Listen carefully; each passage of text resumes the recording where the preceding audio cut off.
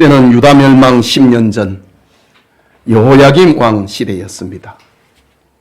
예레미야 선지자는 국제 무대에 새롭게 등장한 바벨론이 유다의 죄를 징계하는 하나님의 도구가 될 것을 예언했습니다.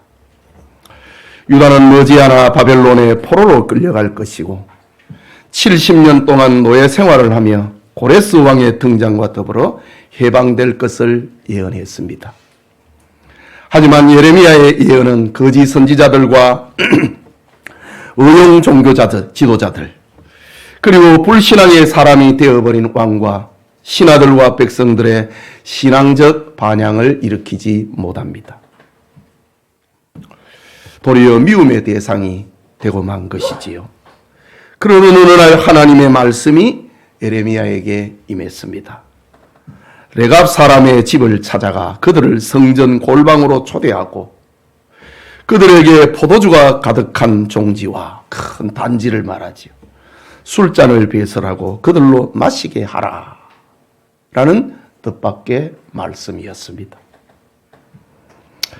예레미야의 초대에 응한 레갑 사람들은 골방에서 포도주를 마시라는 선지자의 말에 놀랐습니다. 당황했습니다. 자신들은 선조 요나답의 말씀에 따라 지난 250년 동안 포도주를 마시지 않았다면서 거절의 이유를 밝혔습니다. 이때 하나님은 레갑 사람들을 초대한 이유를 말씀하셨습니다. 레갑 사람들은 그들의 선조가 전해준 말씀을 250년 동안 삶의 계율로 지키고 있는데 유다 백성들은 하나님이 보내신 수많은 선지자들의 말씀을 배척하고 악한 길과 다른 신을 쫓다가 이제 멸망하게 되었다는 것입니다.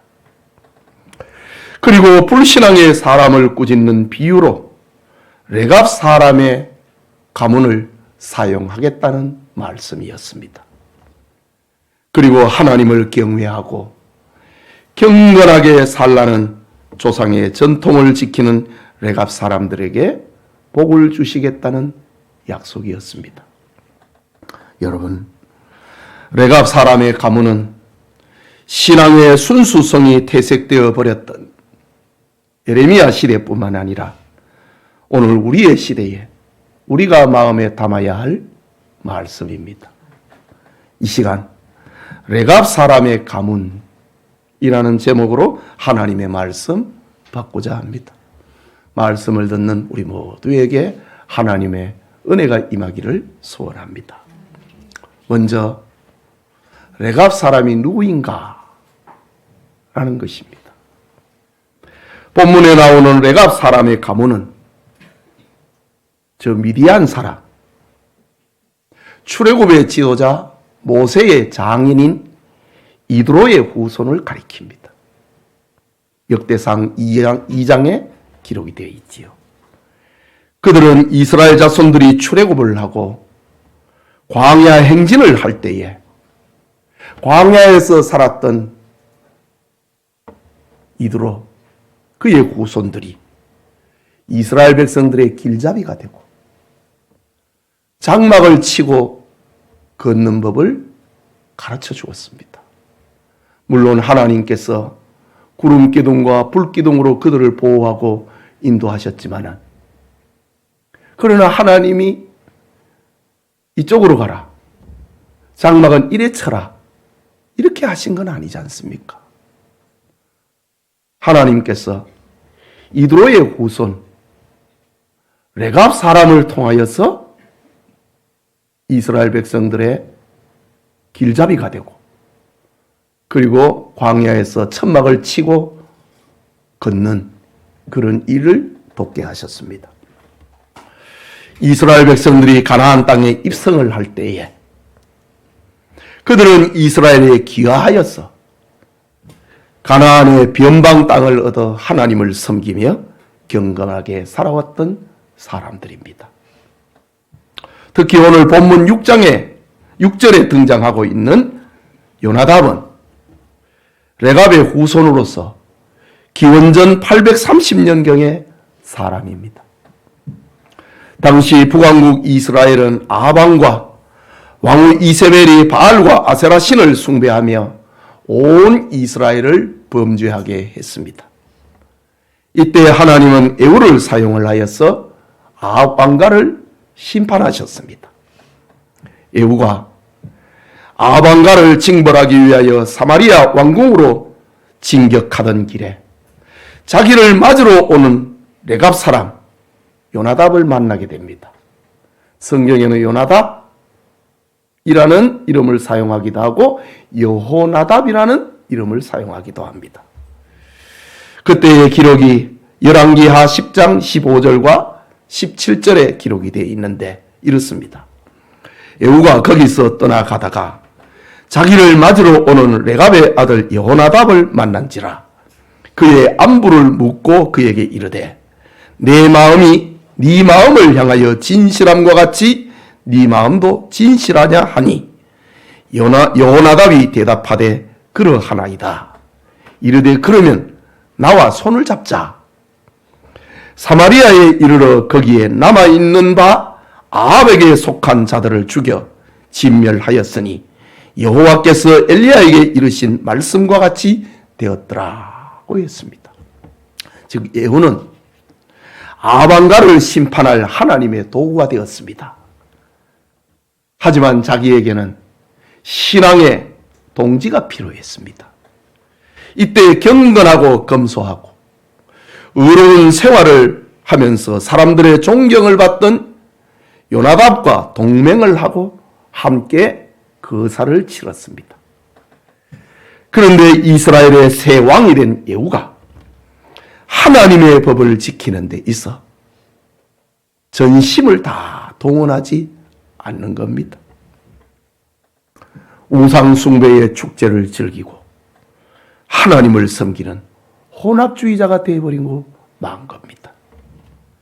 이런 모습에 실망을 했던 요나답은 미련 없이 예후와 결별을 하고 유목 생활을 하는 광야로 들어가 버렸습니다. 그리고 그의 자손들에게 세속에 물들지 말고 하나님 신앙을 섬기라. 하나님 신앙을 지키라. 라고 유언을 남깁니다. 그 말씀이 오늘 읽은 본문 6절과 7절의 말씀입니다. 너희와 너희 자손은 영원히 포도주를 마시지 말며 너희가 집도 짓지 말며 파종도 하지 말며 포도원을 소유하지도 말고 너희는 평생 동안 장막에 살아라 라는 유지를 남겼습니다. 집도 짓지 말고 밭도 사지 말고 그리고 파종도 하지 말아라. 이런 삶이 무엇입니까? 유목민의 삶입니다. 오늘날 저 아랍 사람들 가운데 베두윈이라는 민족이 있거든요. 바로 유목민들입니다. 너희들은 도시 생활을 하지 말고 유목민으로 살아라 라고 요나답이 그의 후손들에게 유지를 남긴 겁니다. 이렇게 250년 세월이 흘렀고 레갑 사람의 가문은 조상 요나답의 명령을 그대로 지켰습니다. 그런데 바벨론의 느부갓네살이 유다를 공격을 하자 레갑 사람들이 저 광야 유목 생활을 정리를 하고 예루살렘으로 피난 왔습니다. 그들이 예루살렘에 피난 오는 어느 날 하나님의 말씀을 받은 예레미야가 레갑 사람의 가문을 성전 골방에 초청을 하여서 포도주를 마시게 했습니다. 그러나 레갑 사람들은 예레미야의 요구에 조금도 망설이지 않고 거절합니다. 그들은 선민 이스라엘의 반열에 들지 않았지만은 하나님을 경외하는 믿음을 지키며 신실하게 살기로 작정했던 사람들이었습니다. 하나님은 이들을 통하여서 이스라엘 백성들의 죄악상, 이스라엘이 왜 멸망해야 하는가, 그것을 알리는 교훈으로 삼은 것입니다. 둘째로 조상 요나답의 유언을 하나님 말씀처럼 지킨 레갑 사람들입니다. 다시 본문 5절과 6절을 봅니다. 내가 레갑 사람들의 후손들 앞에 포도주가 가득한 종지와 술잔을 놓고 마시라 권하매 그들이 이르되 우리는 포도주를 마시지 아니하겠노라 하였습니다. 여러분, 구약 시대에는 포도주를 마시는 것을 죄로 여기지 않았습니다. 그러나 성전에서 일하는 제사장이나 그리고 그 서원을 했던 나실인들은 포도주나 독주를 마시지 않았습니다. 술은 세상 문화를 상징하는 것으로 이해했기 때문입니다. 앞서 말씀드린 것처럼 에레미야는 레갑 사람들을 성전 골방에 초대했습니다. 당시 성전에는 30여 개의 크고 작은 방이 있었는데 레갑 사람들을 은밀한 곳에 초대하고 그들 앞에 포도주가 가득한 단지와 술잔을 내놓았습니다. 그런데 레갑 사람들은 단호하게 우리는 포도주를 마시지 않겠노라 고 거절합니다. 레갑 사람들은 은밀한 공간에서도 하나님 신앙과 삶을 흐트리지 않았습니다. 은밀한 곳에서 그들은 양심을 팔지 않았습니다. 그들은 신앙의 지조를 무너뜨리지 않았습니다. 여러분, 오늘날 많은 성도들이 술 한두 잔 마시는 것이 그리 나쁘냐라고 반문합니다. 그러나 이렇게 말하는 사람들은 나름의 주장이 있고 그럴듯하게 포장하고 변명을 합니다. 하지만 한 잔의 술을 가볍게 여겨서는 안 됩니다.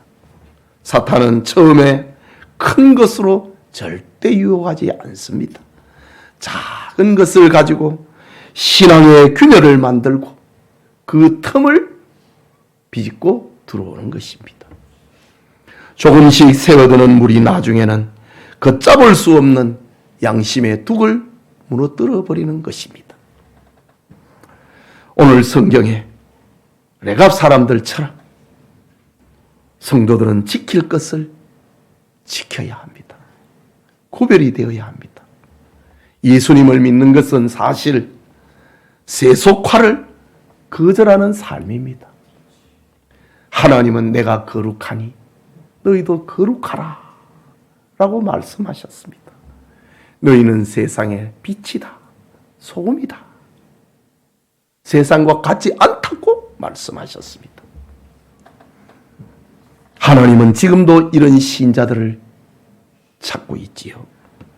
계속해서 본문 6절과 7절을 봅니다.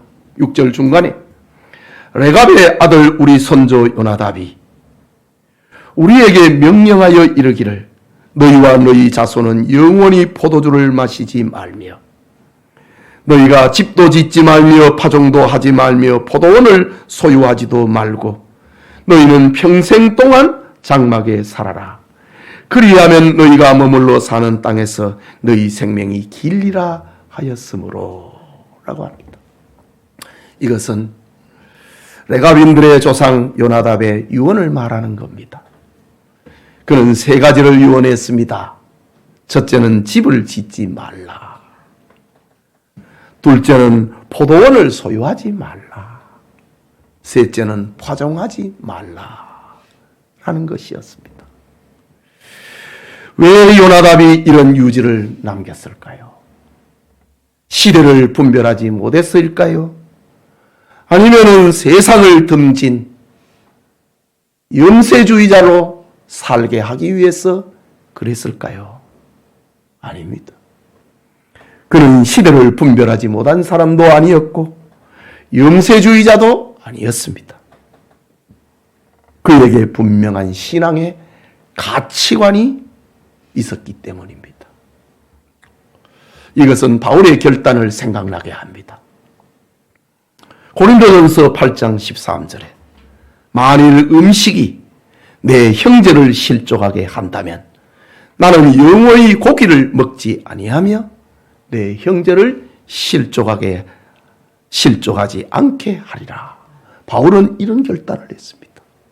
만약에 내가 음식 먹는 일로 인하여서 내 형제들, 내가 전도할 사람을 실족하게 한다면 나는 평생 고기 안 먹겠다. 이런 정신을 바로 레갑의 후손들에게서 찾아볼 수 있는 겁니다. 그러면 요나답과 그의 후손들이 지킨 신앙의 기준과 가치관은 무엇이었을까요? 앞에서 살펴본 것처럼 요나답은 아합왕가를 심판하는 에후의 영적 후견인이 되었습니다. 바알과 아세라 우상을 파괴를 하고 우상의 신전을 공중 화장실로 만들어 버리는 신앙의 동력자로 일했습니다. 요나답은 꿈에 그리던 이스라엘의 신앙 개혁이 완성되는 줄로 알았습니다. 그런데 아합왕가를 몰아내고 새 왕이 된 에후의 신앙이 변해버리는 겁니다.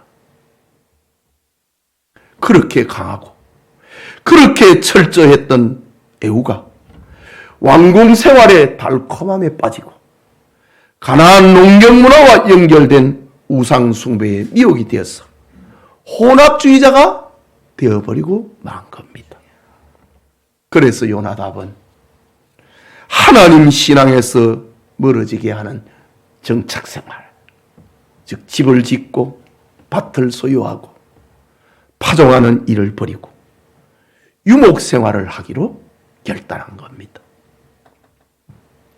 집을 짓고 포도원을 소유하고 파종하다 보면 욕심이 발동하여 죄를 범하게 될 것이기 때문입니다. 요나답은 자신의 후손들에게 오직 하나님만을 신앙하고 소유로부터 자유롭고 일용할 양식에 감사하고 천국을 소망하며 살게 하려고 유목 생활을 하라라고 유언을 남긴 겁니다. 오늘 우리가 사는 세상을 보십시오. 우리의 신앙을 무너뜨리는 것들로 넘쳐나고 있습니다. 보는 것, 먹는 것, 마시는 것, 누리는 것, 즐기는 것, 헤아릴 수 없는 것들이 우리의 경건한 신앙을 방해합니다. 그래서 사도 바울은 저 도시 문화에 살고 있는 로마교회 성도들에게 편지하기를 로마서 12장 2절에 너희는 이 세대를 본받지 말고 오직 마음을 새롭게 함으로 변화를 받아 하나님의 선하시고 기뻐하시고 온전하신 뜻이 무엇인지 분별하도록 하라 라고 로마 제국 수도에 살고 있는 교인들에게 편지했습니다. 그렇다면 오늘 우리는 버려야 할 것들이 참 많지 않겠습니까? 내려놓아야 할 것들도 많습니다. 그리고 결단해야 할 것도 많습니다.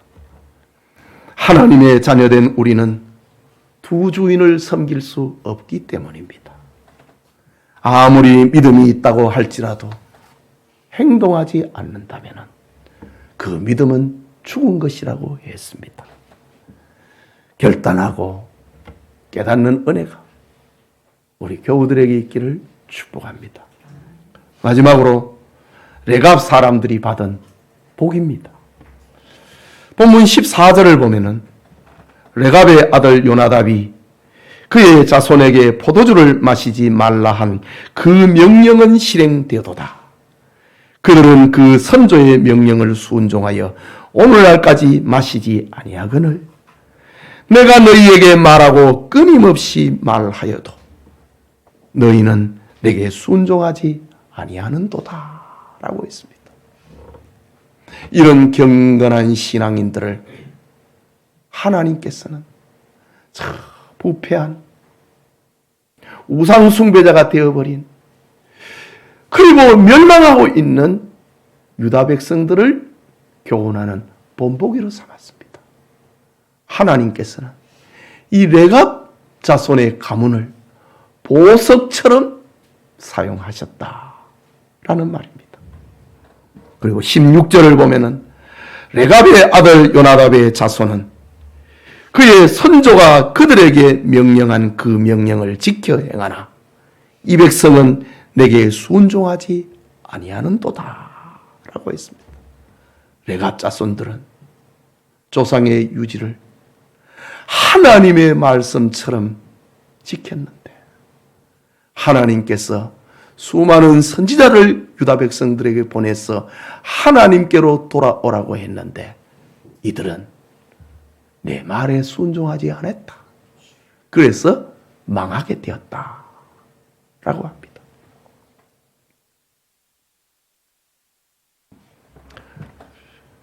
세속화를 거부했던 레갑 자손들을 통하여서 하나님은 욕심과 불신으로 가득한 유다 백성들을 꾸짖는 본보기로 사용한 것입니다.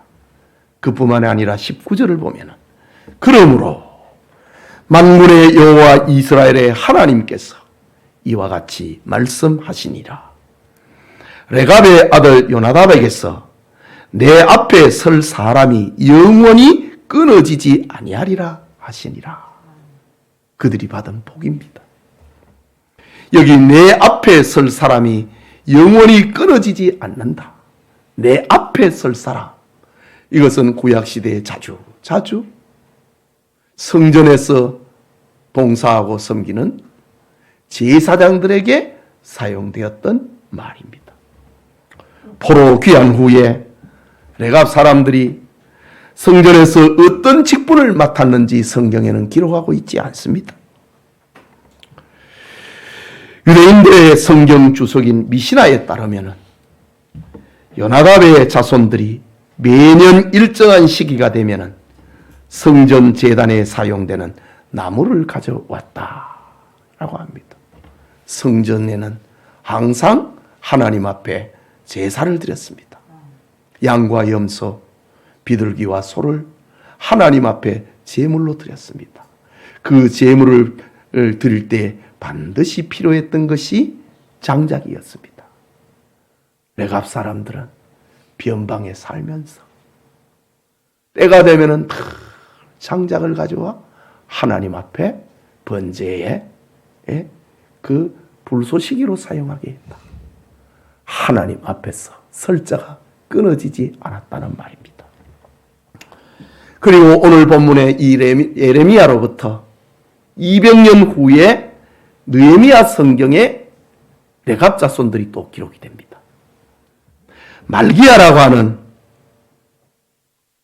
레갑 사람이 성벽을 건축을 할 때에 분문을 수리하는 일을 한 것으로 느헤미야 3장 14절에 나타납니다. 귀환을 했던 유다 백성들이 무너진 성벽을 건축을 하거든요.